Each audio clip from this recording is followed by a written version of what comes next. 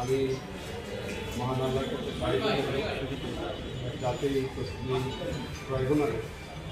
আমার উপর অর্পিত সমস্ত দায়িত্ব আমি অত্যন্ত সততা আমি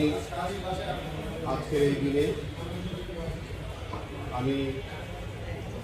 স্বাধীনতার যে সকল শহীদরা আত্মত্যাগ করেছেন, যে সকল মহাবীরের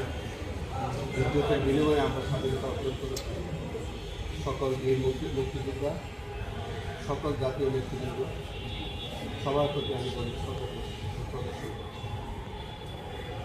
আমি কৃতজ্ঞতা প্রকাশ করছি আমার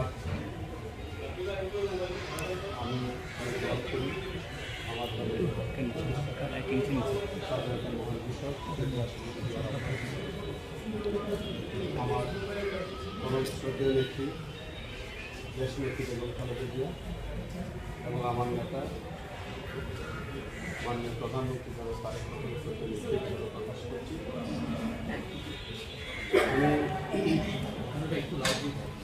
আমি